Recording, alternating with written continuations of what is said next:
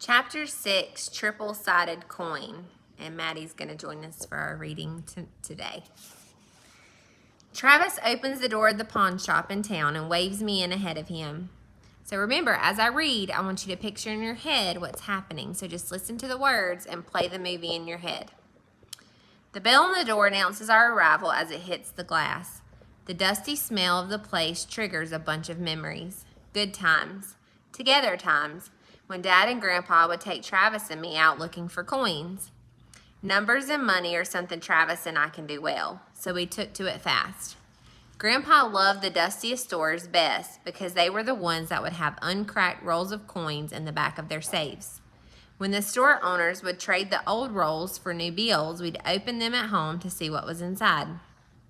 Sometimes we'd find a buffalo nickel, a mercury dime, or an Indian head penny. It was a little bit like Christmas. Being here makes me ache to go back in time.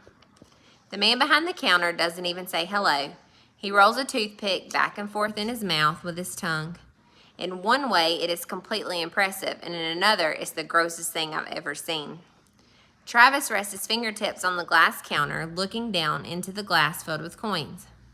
Do you need something? The man doesn't talk the way Mom says we're supposed to talk to customers. So I guess he's kind of rude. I guess I should read it like, do you need something?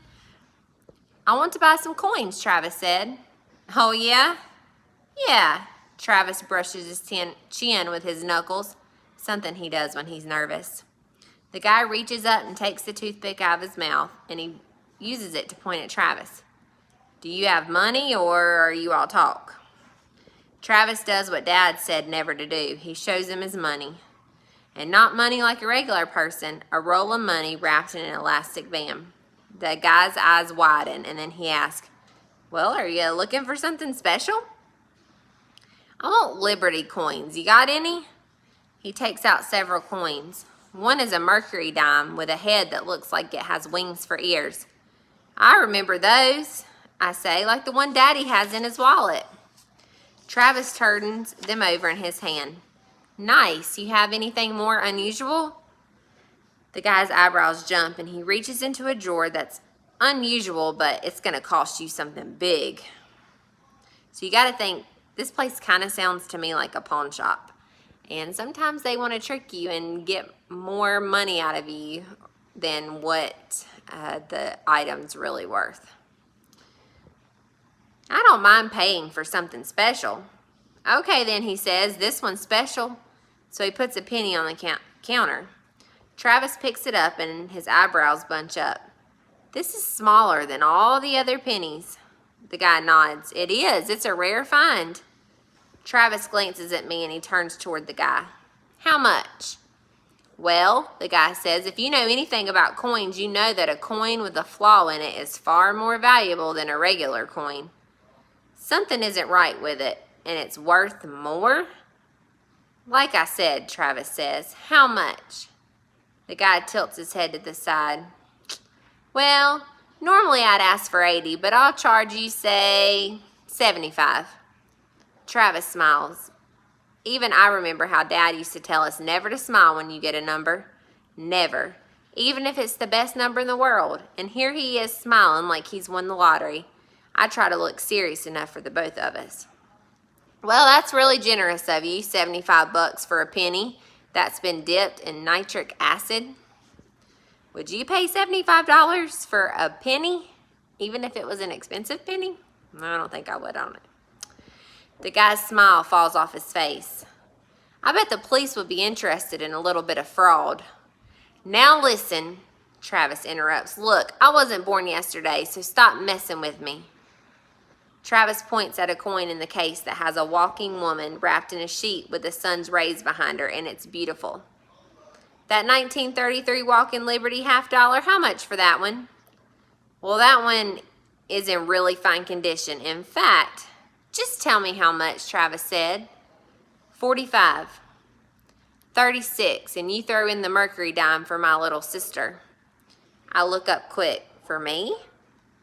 Then I do the math. Yep, he's following Dad's rule of offering 20% less than what they offer. But Travis threw in something extra. The guy squints. $40. Travis nods, done. He slaps the money on the glass case. Outside the store, Travis holds the dime toward me. Oh, it's beautiful. I love it so much. Thank you, Travis. You're the best. He looks a little sad staring at the coin. You know, Grandpa was born in 1933. That's why I chose these coins. They were both minted in that year. I looked down at my Mercury dime and its date, wishing people could last as long as coins. When we get into the car, Travis said, "Did you see how that guy in there took me for a fool? Trying to rip me off?" Remember, Allie, when people have low expectations of you, you can sometimes use it to your advantage. Then he looks me right in the eye and points at my nose. As long as you don't have low expectations of yourself, you hear?